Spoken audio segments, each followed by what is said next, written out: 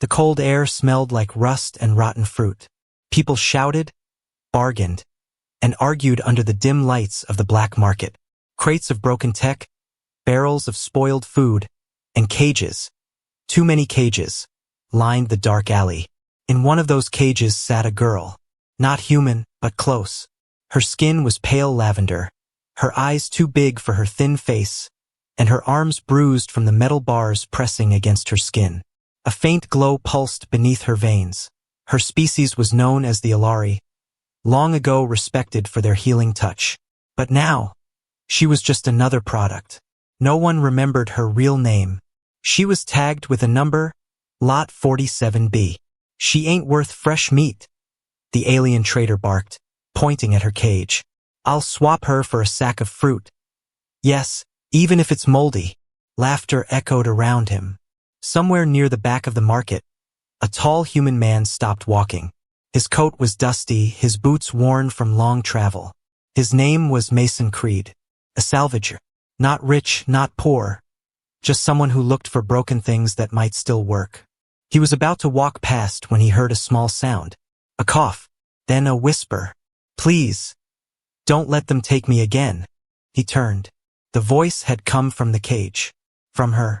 Mason stepped closer, careful not to draw attention.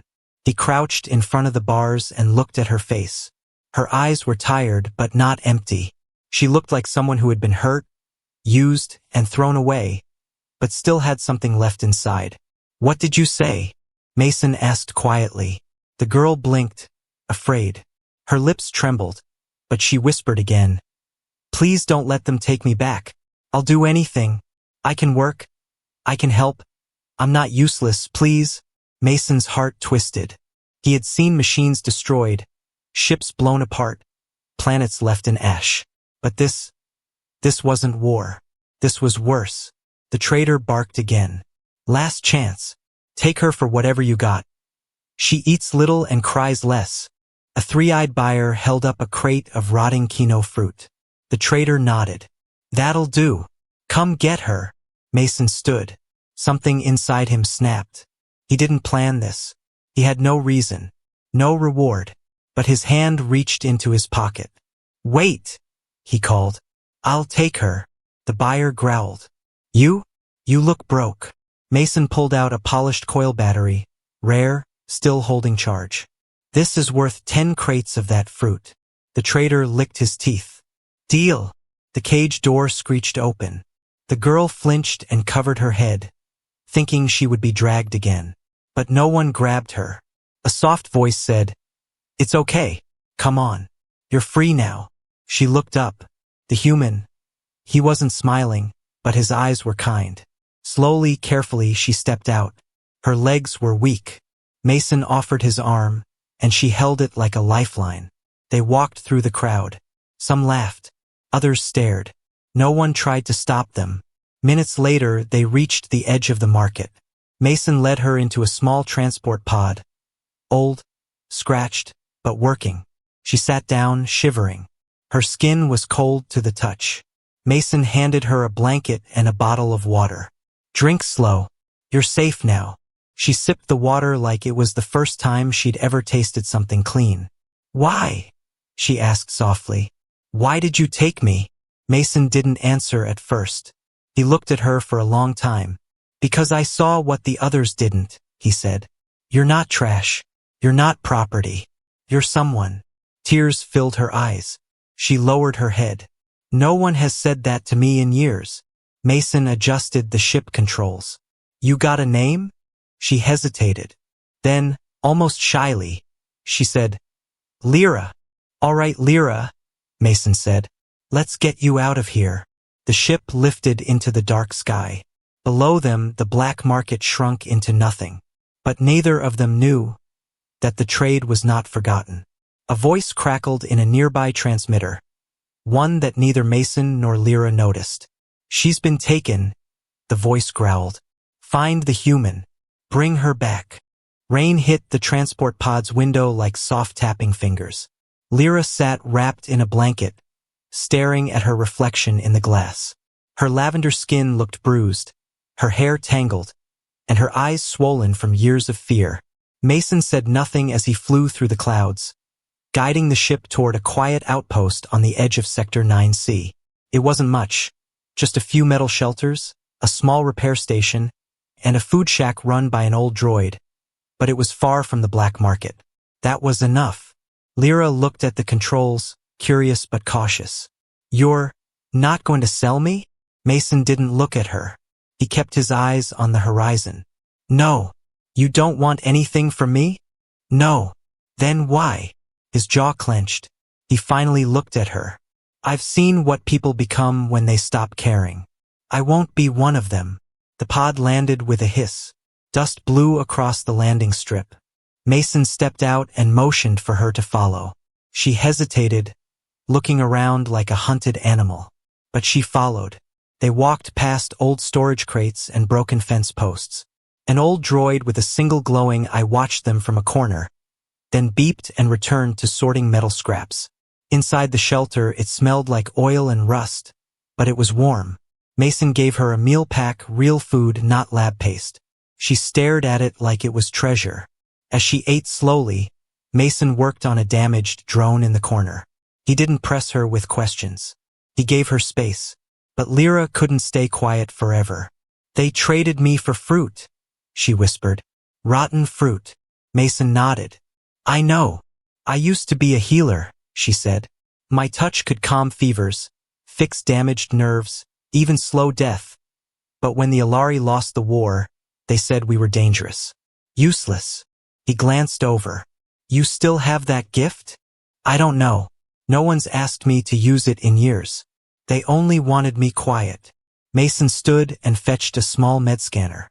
"Well, my shoulder's been busted since a crash last month. Hurts like hell. Want to try?" She blinked, surprised. "You want me to touch you?" "I wouldn't mind some healing," he said, smiling faintly. "If you don't want to, it's fine." Lyra set the food aside, moved closer, and gently placed her hand on his shoulder. Her skin glowed faintly, and her fingers pulsed with a soft warmth. Mason's eyes widened. The pain, constant for weeks, faded slowly like fog clearing after a storm. She pulled back, breathing hard. "It still works." Mason flexed his arm. "Feels like it does." They both smiled, just a little. But outside, trouble stirred. Far across the stars, the buyer who had lost Lyra, an alien broker named Gurek, spoke with his contacts. "I want her found," Gurek hissed. "That Ilari was supposed to be payment for the Solari deal. She's worth more than anyone knows." A mercenary nodded through the hololink. "You said a human took her?" "Yes. Track the human. Bring the girl back, alive if possible, dead if not." Back at the outpost, Mason powered down his tools and handed Lyra a spare shirt and boots. She looked at them like they were gold. "You're free to stay," he said, "or leave if you want. I won't stop you." "Where would I go?" she whispered. "They'd just catch me again." Mason nodded slowly. "Then stay. Help me fix ships. Help me not feel alone out here." Lyra's lips trembled. "No one has said things like that to me before." "Get used to it." That night she slept on a real bed. Her body rested, but her mind swirled with memories of chains, cages, and silence. Then she heard it. A sharp noise. Something outside. She crept to the window. Two shadows moved between the crates. Not droids. Not traitors. Armed. She rushed to Mason's room. "They're here," she whispered. "Someone followed us." Mason grabbed a rifle from the wall, handed her a smaller blaster. "Stay close. We'll deal with them together." Lyra's hands shook as she held the weapon. "I've never fought before." "Then stay behind me. But if you get a shot, take it." The door slammed open. Smoke grenades rolled in. Laser lights cut through the dark. Lyra ducked. Mason fired, hitting one of the attackers in the leg. A mercenary shouted, "Give us the girl. We don't want you human. She's not yours." Mason roared. Lyra's hands started to glow again, but not with healing this time. With something stronger, sharper. Her eyes lit with energy. Her voice, firm now, said, "You want me? Come take me." The attackers hesitated. That glow, it was rare, dangerous, ancient Ilari power. They had made a mistake. Big mistake. Smoke still filled the room, thick and choking. Red lights blinked on the walls as alarms screamed. Lyra stood in front of Mason, her body glowing with strange white-blue light. Her hands trembled, but not from fear. Something had awakened inside her. The mercenaries outside paused. They hadn't expected this. They'd been told she was weak, quiet, a broken Ilari. But now she looked like fire wrapped in flesh. "Stand back," one of them shouted. "She's activating some kind of old Ilari tech." "I am not tech," Lyra said, voice sharp. "I'm not a thing. I'm alive." Mason placed a hand on her shoulder. "You don't have to fight them alone." "I'm not," she whispered, her eyes still glowing. A flash. Then the door burst open again. The mercenaries charged. 3 of them, armed and fast. Mason aimed his rifle and shot the first one in the chest. He dropped instantly. The second rolled under the shot and swung a metal baton. Lyra raised her hand. The baton stopped in the air, frozen by energy that bent the light around it. The mercenary screamed. "She's using psychic pressure, Ilari witch." He tried to retreat, but she pushed her hand forward. A wave of invisible force knocked him into the wall. The last attacker hesitated, then ran. Mason breathed hard, staring at her. How did you do that?" "I don't know," she said, sinking to her knees. "I didn't know I could still use it. It came back on its own." He knelt beside her. "You just saved both of us." Sirens from a nearby patrol base lit up the sky. Flashing blue. Emergency response was coming. Not police, but worse. Solari enforcers. The ones who worked with black market lords. "We have to leave," Mason said quickly. "Now." Lyra stood, weak but steady. "Where will we go?" Mason rushed to the storage locker and pulled out a NAV chip. "There's a mining Planet 3 systems out, Carlo Station. No trade routes. No patrols. We'll hide there." They ran back to the pod, Mason dragging supplies while Lyra reloaded the blaster. As the engines warmed, a message came through the pod's console. A voice cold and slow. "This is Gurek. You have something that belongs to me." Mason froze. He knew that voice. Everyone in the outer colonies had heard of Gurek, the broker who bought slaves for scientific purposes. "You're a coward, Gurek?" Mason replied into the mic. "You trade people like tools. Lyra is not yours." "You don't understand, human," Gurek hissed. "She is the last of her kind, with abilities my buyers will pay millions for. She is not yours either." "I didn't buy her," Mason said. "I gave her a choice. She chose to come with me. She'll regret that." Mason shut the comm, the engines roared to life, and the pod launched into space. As the stars stretched around them, Lyra looked back at the burning outpost. "Everywhere I go, someone gets hurt," she whispered. "That's not your fault," Mason said. "It's theirs. You're not the one causing this. You're just trying to live." She turned to him. "Why do you keep helping me?" Mason looked tired. "Because I once had a sister. She was taken by men like Gurek. Couldn't save her. I won't fail again." Lyra didn't speak. She reached over and gently touched his arm. This time not to heal, just to say thank you. Hours passed. The pod drifted through silent stars. Lyra finally slept, curled in the seat beside Mason. But her dreams were not peaceful. She saw a room made of silver walls, filled with crying children. Glowing hands locked in metal cuffs. Scientists watching her, forcing her to use her gift, again and again. When she woke, tears ran down her cheeks. Mason was still piloting. He handed her a small packet of warm food. "I don't know how this ends," she said. "Even if we escape Gurek, I'm still Ilari. People will always see me as a thing." "Not everyone," Mason replied. "You're not the only one who's been hurt. Some of us still remember what kindness is." Suddenly, the pod beeped. "Ship approaching," the computer said. "Unknown signature. Fast." Mason swore. "They found us." He punched the thrusters, veering toward a nearby asteroid field. Lyra grabbed the seat, heart racing. You can't outrun them in open space. I don't have to, Mason said. Just long enough to hide. They dove into the field, the ship rattling from near hits. A huge cruiser followed, Gurek's personal ship. His shadow covered everything. Inside, Gurek smiled behind his mask. You can run, human, he said. But I always collect what's mine. Rocks slammed against the pod's hull as it dodged through the asteroid field. Mason gripped the flight stick with both hands, sweat running down his temple. Sparks burst from the control panel. Lyra held onto the seat, trying to stay calm. Outside, Gurek's cruiser moved like a giant beast, slow but deadly, pushing asteroids out of its way with shields and blasts. We won't survive another direct hit, Mason said, eyes scanning for cover. We need to hide fast. There, Lyra pointed. A narrow canyon cut into one of the larger asteroids, a perfect place to land and power down. Mason didn't hesitate. He turned sharply, the pod scraping along a sharp rock edge, metal groaning in protest. The pod dove inside the canyon just wide enough to fit. Behind them, the cruiser fired again. But the blast missed, hitting the rock wall and exploding in a burst of dust and light.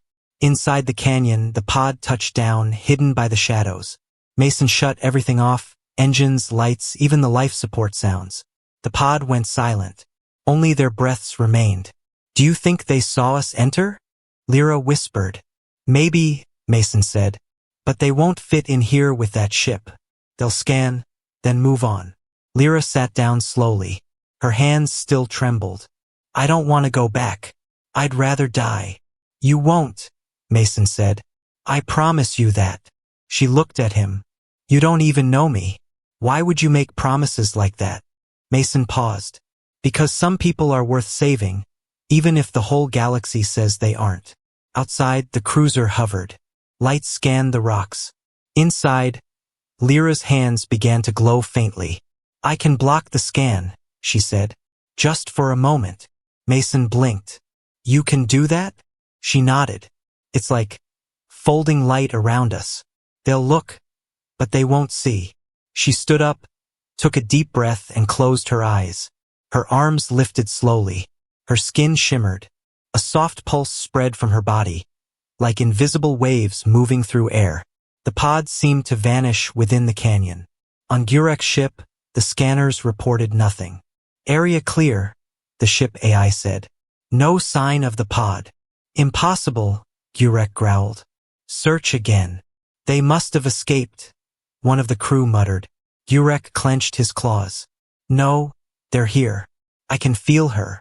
But after 10 more minutes, even Gurek gave the order. The cruiser turned, slowly drifting away. Inside the pod, Lyra collapsed. Mason caught her before she hit the floor. You did it, he said. You saved us again. I can't keep doing this, she said weakly. Every time I use the power, it takes something from me. A piece of who I am. Mason helped her lie down. Then don't worry about saving me. Just rest. You've done enough. They waited in the canyon for hours, until the scanners confirmed the cruiser was gone. Later, Mason repaired the pod's damage as best he could. Lyra rested but watched him work, her eyes filled with questions. Can I ask you something? She said. Of course. Do you think people like me can have normal lives? He thought for a moment. I think normal is just another word for boring. You don't need normal. You need freedom. She smiled slightly. I'd like that. Suddenly, the pod beeped again. A signal weak but real. Mason tapped the console. It's coming from another Ilari, he said. Lyra sat up fast. That's not possible. I'm the only one left. Then who's sending this? They traced the signal to a derelict station floating inside a dead moon's orbit. Mason changed course, careful and quiet. When they reached the station, it looked abandoned. Broken solar panels, shattered glass, doors sealed by time. Still, the signal pulsed from deep inside. They docked and stepped out, blasters ready. Inside, the walls were covered in vines and old ice. The air was thin, cold, and silent. As they moved deeper, Lyra stopped. I feel something. Like me, but not. They reached a sealed door. Mason used his tools to force it open. Inside was a stasis pod, faintly glowing. Inside it, an Alari woman, older, scarred. Her body still alive but asleep. Lyra gasped. Mother! Mason looked at her. Your real mother? Lyra stepped closer, hand trembling. I thought she died in the purge. She was a healer like me. Stronger, smarter. They called her the Bright Hand. A control panel beside the pod blinked. Lyra placed her hand on it. The pod hissed open, and the woman's eyes fluttered. Her voice came weak but clear. Lyra, you found me. Lyra knelt beside her, tears falling freely. I'm not alone anymore, she whispered. Mason stood in silence, watching a piece of a broken race begin to mend. But he knew Gurek would come back. And next time, it wouldn't just be 3 mercenaries. Next time, it would be war. The old station creaked as it floated through empty space, long forgotten by the galaxy. Inside, the stasis pod had opened, and the woman once known as the Bright Hand now sat awake, wrapped in a thermal blanket, her body weak but alive. Lyra knelt beside her, eyes wide with emotion. I thought you were dead, she whispered. The older Alari woman, Soraya, touched Lyra's cheek gently. They tried to kill me, but I locked myself in stasis. I sent a signal, hoping someone would find me. Her voice was cracked, like wind brushing over old stone. Mason stood a few steps away, watching silently. He didn't want to interrupt, but he couldn't ignore the weight building in his chest. Soraya, he said softly, Gurek is hunting your daughter. He won't stop. Soraya looked at him. Her pale silver eyes narrowed. Then we stop running. Mason frowned. With respect, we're 2 humans and 2 Alari in a broken pod. We can't face a warship. Soraya sat up straighter. You don't understand. Lyra is not just anyone. She is a spark bearer. Lyra blinked. I thought that was a myth. Soraya shook her head. It's real. Very rare. It means your power can grow, bend light, shield mines, even tear machines apart. That's why Gurek wants you. Mason looked at Lyra. He's not after you because of who you were, but because of what you could become. Lyra's voice trembled. I don't want power. I just wanted to be free. Soraya smiled gently. Power is not a choice, but how you use it is. Mason turned toward the console. We can't stay here. This station is too exposed. Gurek's ship will scan for us again soon. Soraya reached for a small panel under the bed. Then we go to the source. To the sanctuary. Lyra's breath caught. You know where it is? Soraya nodded. It was hidden long ago. A place where Alari knowledge was sealed before the war. If the spark is in you, the sanctuary will help you unlock it. But it will test you. Mason raised an eyebrow. Test her how? It reads your fears. It shows you what you hide from, and demands you face it. Lyra swallowed. And if I fail? Then the spark fades. Forever. They left the station behind, setting course for a planet listed in no charts, surrounded by ion storms and broken moons, Ellery's Rest. As they approached, Mason tightened his grip on the controls. This place doesn't look like a sanctuary. Looks like a grave. The ship shook violently as they entered the planet's orbit. Lightning crackled in clouds the color of blood. Mountains floated in the sky like islands. It was beautiful, strange, and terrifying. They landed in a rocky clearing. Everything was quiet. No birds, no wind, just silence. Soraya stayed on the pod, too weak to walk. Mason and Lyra stepped out together. In the center of the clearing stood an arch made of glowing stone. Pulsed as Lyra approached. I guess. This is it, she whispered. You sure you want to do this? Mason asked. No, she said honestly. But I have to. She stepped through the arch, then vanished. Mason reached for her, too late. Inside the sanctuary, Lyra stood alone in darkness. The air was warm, thick with strange smells. Old memories, long gone. A soft voice echoed around her. Why do you run, child? She turned.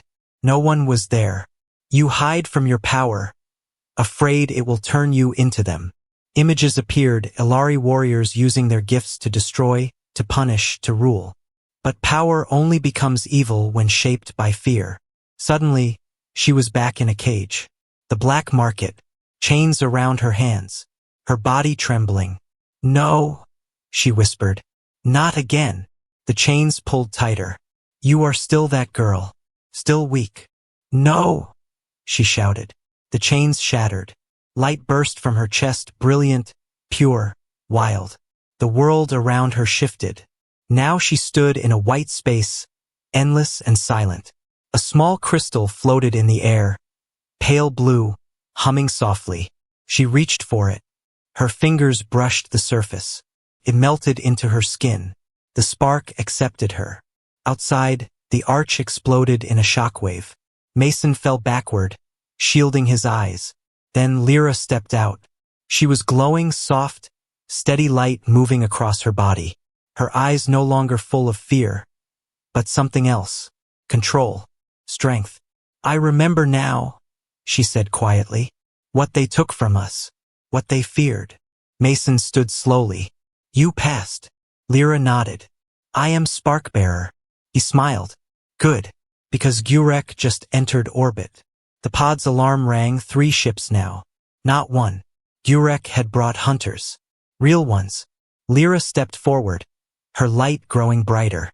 Then it's time they learned, Ilari are not for sale. The skies above Ellery's rest split open. 3 black ships descended, their engines humming like a warning. Gurek's cruiser led the group, massive and full of soldiers, scanners, and weapons designed to capture one thing. Lyra. Mason watched from the pod's ramp, rifle in hand, his jaw tight.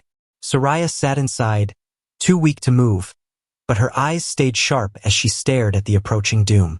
Lyra stood at the edge of the clearing, her body wrapped in a gentle blue-white glow. The power inside her no longer raged, it flowed, controlled, balanced. "They'll be scanning for life signs," Mason said. "We can't hide from them this time."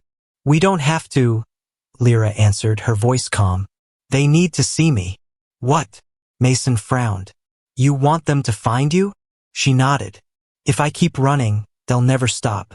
But if I step into the light, they'll follow. Right where I want them." Soraya coughed from inside the pod. "She's right. The spark doesn't only give power, it gives presence. Gurek's fear will lead him to her. And then we strike." Mason sighed. "Okay, what's the plan?" Lyra looked to the mountain behind the sanctuary. "There's an ancient chamber beneath the peak. My mother said it was built by the first Ilari to channel energy, to protect their kind in war. If we lead Gurek inside, we can trap him." "Trap him how?" Mason asked. "We give him what he wants," she said softly.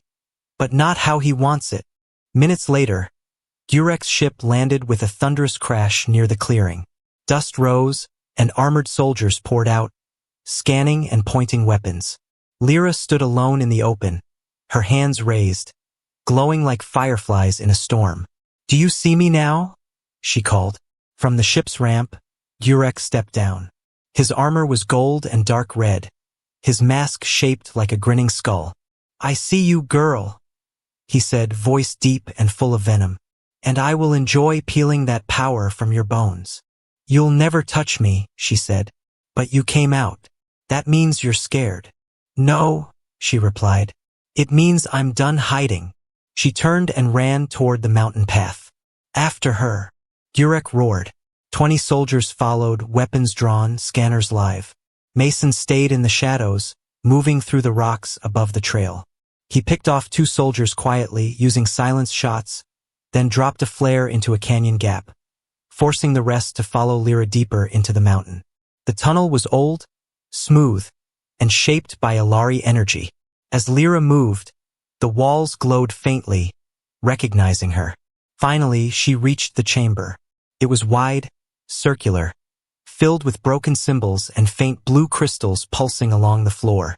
A platform rose in the center, and above it, an orb of ancient energy hovered in silence. Lyra stepped onto the platform and waited. Seconds later, Gurek stormed in, soldiers behind him. His mask narrowed. This is where you end, girl. No, she said. This is where I begin. The orb above flared. It read her spark and activated. Light burst through the room. Crystals lit up, and the ground began to shift. The soldiers aimed, but the floor cracked open beneath them. Energy chains burst from the walls, wrapping around the soldiers and pulling them down into the crystal pit. Gurek fired a shot at Lyra, but Mason jumped from behind and slammed into him. The shot missed, but Mason landed hard. Gurek turned, slamming Mason into a wall. You again, Gurek growled. The foolish human. I don't need to be smart, Mason gasped. Just annoying. Lyra raised her hands, her spark fully awakened. The chamber responded.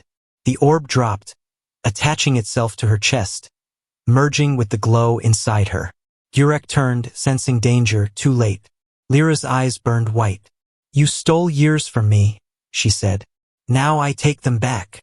She raised her hand, and the air rippled. Gurek screamed as his armor cracked, pulled tight by unseen force. His mask shattered. For the first time, Mason saw his real face. Twisted, burned, inhuman. You think you're strong, Gurek hissed. I don't think, she said. I know. She opened her palm. The chamber responded. The crystals glowed hot, and Gurek vanished in a flash of light. Gone. Erased. Silence returned. Mason dropped to one knee, coughing. Remind me. Never to get on your bad side. Lyra helped him up. You'd never need to. Back at the pod, Soraya waited. When she saw them alive, tears formed. You are the bright flame now, she said proudly. Lyra looked at the sky. It's not over, she whispered. Others like Gurek. They're out there. Mason smiled. Then let's go find them. The stars moved slowly above as the pod floated through deep space. Lyra sat near the window, watching the black quiet. Her hands no longer glowed. The spark had settled within her, like calm water after a storm. Mason was repairing the navigation wires nearby, humming a soft old earth tune. Behind them, Soraya slept peacefully, her body slowly recovering. For the first time in decades, her dreams were not haunted by cages and fire. But Lyra was not at peace. She could feel something, still out there. They'll come again, she said quietly. Mason looked up. Gurek's gone. But he was just one. The buyers, the traders, the ones who saw us as tools, they're still alive. Mason stood, brushing off his hands. So what do you want to do? Keep running. She turned to face him. No, I want to go back. He blinked. Back where? To the black market? To the buyers? To the center, she said. To where they trade power like fruit. To the station called Mirdan Cross. That's where the highest buyers gather. That place is a fortress, Mason said. Even the bravest bounty hunters don't go near it. I'm not a bounty hunter, she said. I'm a spark bearer. He studied her face. Then you're going in to burn it down? No, she said. To give them a choice. Change or disappear. 3 days later, their pod docked at Mirdan Cross. The station was massive. Steel towers, neon lights, and security drones patrolling every corner. Traders moved through it like ants, buying, selling, whispering. Power ruled here. Mason wore a hood and kept a hand near his weapon. Lyra wore nothing special. No armor, no glow, just her skin, her eyes, and her name. They walked through crowds, up a spiral platform, and into the center chamber, the exchange floor where the worst of the galaxy made their trades. Buyers paused as Lyra stepped inside. Whispers flew like sparks. Is that her? The Alari girl from Gurek's list. She's supposed to be in chains. Lyra walked to the center, raised her voice. My name is Lyra. I am not for sale. I am not a slave. And I am not alone anymore. A buyer stood, tall, covered in metal plating. This is a secure floor. Leave now or... Lyra raised one hand. Just one. The lights flickered. A humming began. The floor cracked slightly beneath her feet. Listen, she said calmly. You've traded in pain. Bought gifts you never earned. You treat life like weight to be sold. That ends now. Another trader stood. You think you can scare us with pretty lights? Lyra turned her gaze toward him, and the wall behind him exploded outward, revealing nothing but space. He stumbled back in silence. I'm not here to kill you, she said. I'm here to offer you a new deal. Mason stood beside her now, calm, quiet. You stop selling lives. You stop taking people like me. Or I return. And next time I don't offer a choice. An old trader at the back of the room, alien, fragile, with 8 eyes, stood slowly. We built this place on power, he said. You think kindness will break it? Lyra walked to him and held out her hand. He hesitated, then placed his hand in hers. What he saw wasn't power. It was memory. He saw cages. He saw a child beaten for not glowing. He saw Gurek's face, the mask, the cruelty. He saw what Lyra lived, and he let go. The trader bowed his head. Others watched, and one by one, without orders, they began to lower their weapons. Walk away. Leave their tables. Not because they were defeated, but because they were ashamed. Lyra turned to Mason. It's done. Didn't even need to shoot anyone. He smiled. She sighed, suddenly tired. It wasn't about fighting. It was about being seen. Back on the pod, Soraya greeted them with tears in her eyes. You did what I never could, she said to her daughter. You lit the fire, and then didn't burn the world with it. Later that night, as they drifted far from Mirdan Cross, Lyra and Mason sat side by side, watching the stars. So what now? He asked. There are others like me, she said. Still in cages. Still hidden. I'll find them. Need help. She smiled. Always. Mason leaned back. You know, for a girl traded for rotten fruit, you've shaken the stars. She laughed softly. I didn't shake them. I just reminded them we exist. The stars, silent and distant, shone a little brighter. And somewhere far away, a child in chains looked up, felt something warm in their chest, and whispered a name they had never heard, but somehow knew. Lyra.